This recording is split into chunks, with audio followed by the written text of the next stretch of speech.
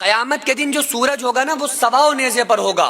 آج جو سورج ہے وہ 9 کروڑ 30 لاکھ میل کی بلندی پر ہے, اور تھوڑی سی دیر اگر 1 گھنٹہ چلچلاتی ہوئی دھوپ نکل آئے نا تو آدمی ننگے پائر چھت کے اوپر نہیں کھڑا ہو سکتا. اور آقا علیہ السلام فرما رہے ہیں, یہ حدیث ہے کہ ایسے سواؤ نیزے پر سورج ہوگا کہ انسان کا جو دماغ ہوگا, جو بھیجا ہوگا, وہ بھیجا اس کی ناک سے بہہ کے نکل جائے گا.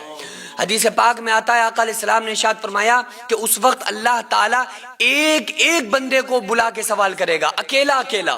ہر انسان ننگے پاؤں, ننگے سر, ننگے بدن, اور بغیر خطرے کے, جیسے جس حالت پہ پیدا ہوا تھا اسی حالت پہ اللہ تعالیٰ اٹھائے گا.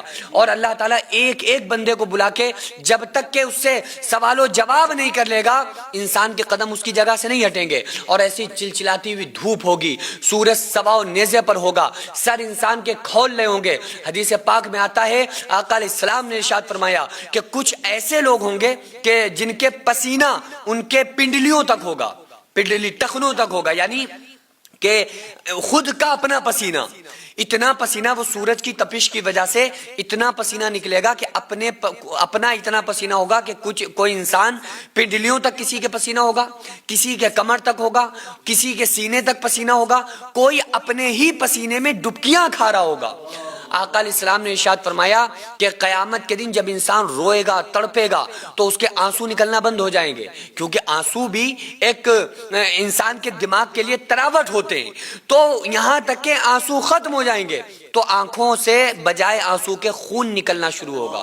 خون کے آنسو بندہ روئے گا اور کہے گا کہ اے پروردگار عالم, بس ایک بار اور تو اب ہمیں دنیا میں بھیج دے, اب ہم نماز پڑھیں گے, روزہ رکھیں گے, دین کے کام کریں گے, تیری یاد میں زندگی کو گزار دیں گے. تو اللہ تعالیٰ کیا فرمائے گا کہ اے میرے بندے, میری بندی, کیا میں نے تمہیں پہلے موقع نہیں دیا تھا؟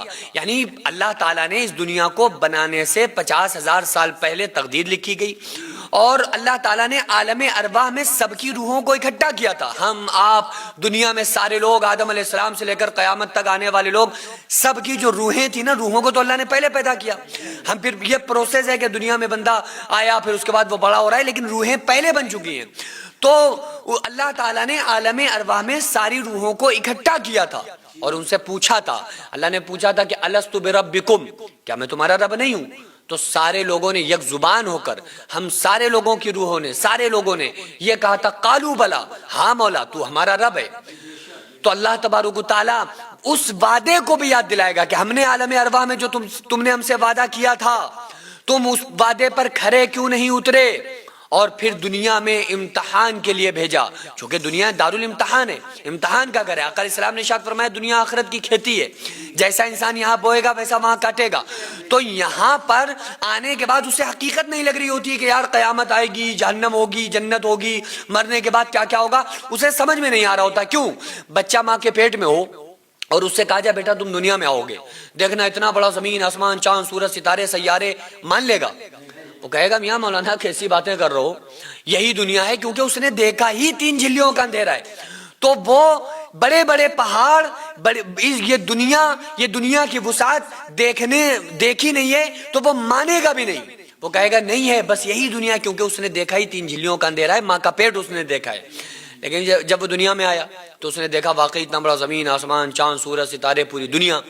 اب اس سے کہا جا رہا بیٹا کچھ نہیں ہے, اصل زندگی تو جنت کی ہے. للذین اتقوا عند ربہم جنات تجری من تحتها الانہار خالدین فیہا وازواج مطہرۃ ورضوان من اللہ واللہ بصیر بالعباد, کہ ان پرہیزگاروں کے لیے اس کے رب کے یہاں ایسی جنتیں, ایسے باغات ہیں جن کے نیچے نہریں جاری ہیں, اور وہ اس میں ہمیشہ رہیں گے. پاک ستھری بیویاں ہیں, اللہ کی رضامندی ہے, اللہ اپنے بندوں کو خوب دیکھ رہا ہے, کسی کا حال اس سے چھپا نہیں. اب اسے جب آخرت کا بتایا جا رہا ہے تو وہ یہ نہیں مان رہا ہے. وہ کہہ رہا ارے میاں کہاں کیسی باتیں کرتے ہو, جب مریں گے جب دیکھا جائے گا. کیا دیکھو گے؟